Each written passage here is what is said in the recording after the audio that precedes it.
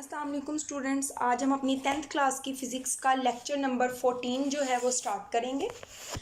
कल की क्लास में हमने रिपल टैंक को स्टार्ट किया था बट उसको कंप्लीट नहीं किया था।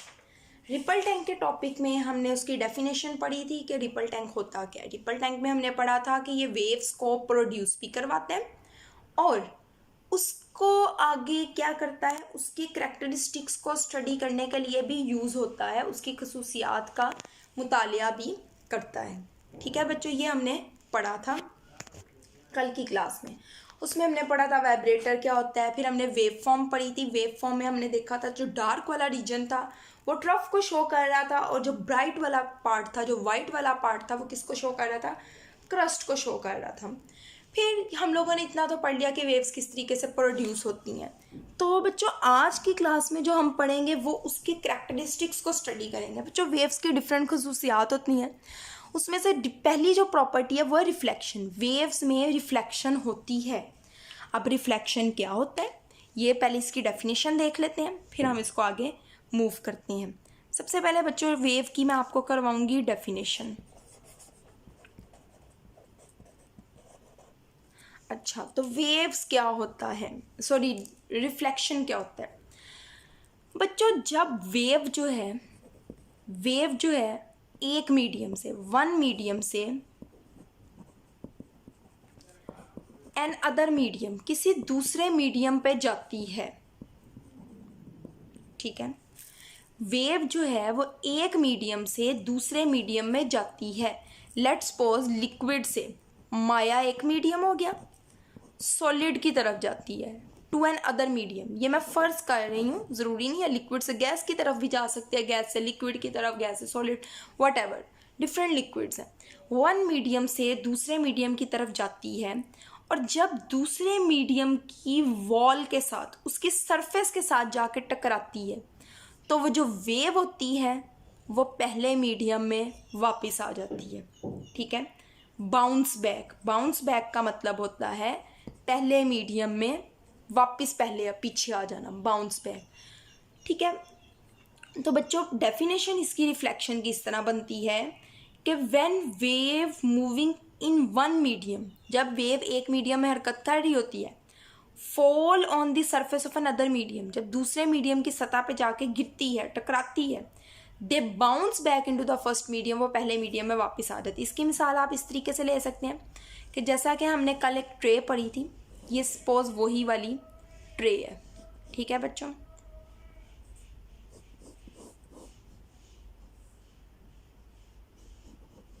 ठीक है, ये बच्चों आपके पास है ट्रे, इसमें लेट्स सपोज यहाँ सारे पानी आपने फिल किया हुआ है। अब आप क्या करते हैं, कुछ पहले पानी था, इधर आप एक लकड़ी का एक ब्लॉक रख देते हैं, ठीक है, एक रुकावट रख दी, तो ये हो गया सॉलिड, ये हो गया लिक्विड। यहाँ वाइब्रेटर चल रहा है, वेव्स जो हैं वो इस तरफ जा रही हैं, कंटिन्यूसली वेव्स जो हैं वो इस तरफ जा रही हैं और नीचे जो है आपको जो इमेज बन रहा था वो इस तरीके से बनता नज़र आ रहा होगा जो आपने कल पढ़ा था, ठीक है। यहाँ ये डार्क पार्ट है मतलब ट्रफ है और ये क्या है, क्रस्ट। इस तरीके से इमेज बनता नज़र आ रहा था। अब बच्चों क्या होगा, जब आप आएंगे इधर, जब वेव यहाँ आके टकराती है, ये देखिए ये एक मीडियम में मूव कर रही थी, दूसरे मीडियम की सरफेस पे आके जब गिरेगी तो वेव क्या होगा, वो आगे तो जा नहीं सकेगी, it will come back into the first medium. तो वेव जो है वो पहले मीडियम में क्या होगी, वापस आ जाएगी, ठीक है बच्चों। अब ये जो वेव वापस आएगी, इस वापस आने को कहते हैं रिफ्लेक्शन ऑफ वेव्स, ठीक है। अब बच्चों होता क्या है आपको मैं बताऊं, ये लेट्स सपोज पहले बन रही थी वेव्स इस तरीके से, ये था ट्रफ, ये क्रस्ट, फिर ट्रफ, और आपने इस तरीके से एक रुकावट रखी हुई है। लेट्स सपोज ये जो रुकावट थी मैंने इस रुख की बनाई थी, आप इस रुख की बना लें, सॉरी ये वेव यहाँ तक बनेगी, पहले कंप्लीट वेव्स बन रही थी, ठीक है बच्चों, ये वेव्स बन रही थी। जब आपने वेव्स को देखना होता है ना, आपने जिस सतह पर टकरा रही होती है ना, एक इंसिडेंट ड्रॉ करना होता, सॉरी एक नॉर्मल ड्रॉ करना होता है, इस तरह परपेंडिकुलर। ये देखें, ये परपेंडिकुलर एंगल बना रही है, इसको कहते हैं नॉर्मल। अब बच्चों वेव आ रही थी इस तरीके से, देखें वेव इधर जा रही थी और उसकी जो बन रही थी वो इस तरह बन रहे थे, ठीक है। तो ये बच्चों आपकी वेव आ रही है इधर। अब ये देखें, बल्कि आप डिफरेंट कलर से आपको प्रोमिनेंट हो, ये आपकी आ रही है वेव।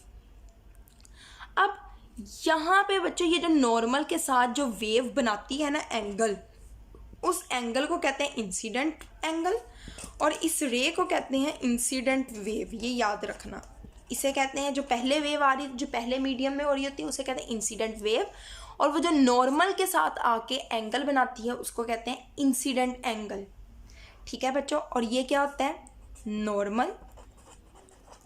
और ये जो चीज़ बनी हुई है ये क्या, बैरियर, जो हमने रुकावट पैदा की है। अब बच्चों इस वेव ने क्या होना है, इस मीडियम में आके टकरा के क्या करना है, वापस चल जाना है। किस तरीके से वापस जाएगी बच्चों, ये वेव इस तरीके से वापस जाती है,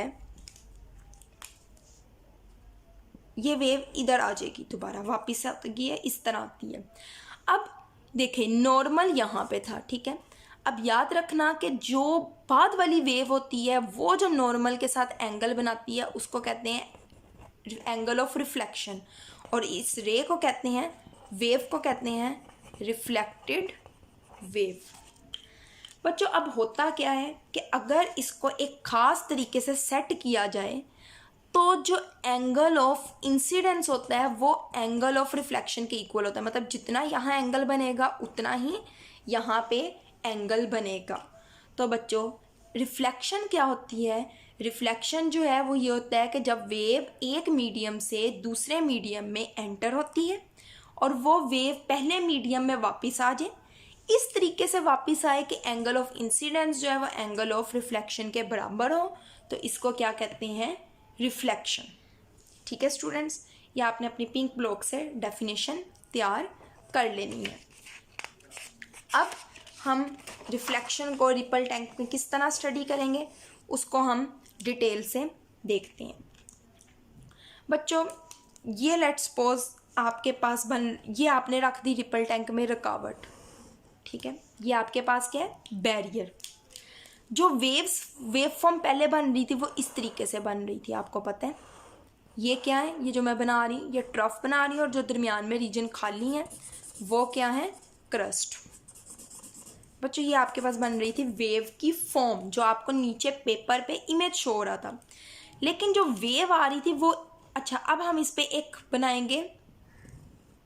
ये आपके पास हो गया एक, क्या हो गया, नॉर्मल। वेव आ रही थी बच्चों पहले इस तरीके से, बिल्कुल ऐसे सीधी आ रही थी, ठीक है। ये आ रही थी वेव, इस तरीके से वेव्स आ रही थी, सारी वेव्स इस तरीके से आ रही होंगी, ठीक है।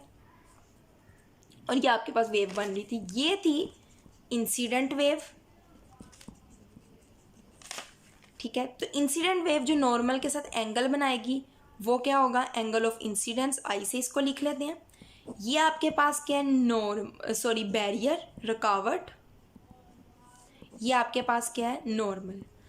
अब बच्चों ये तो हो गया रिफ्लेक्शन से पहले का वेव फॉर्म।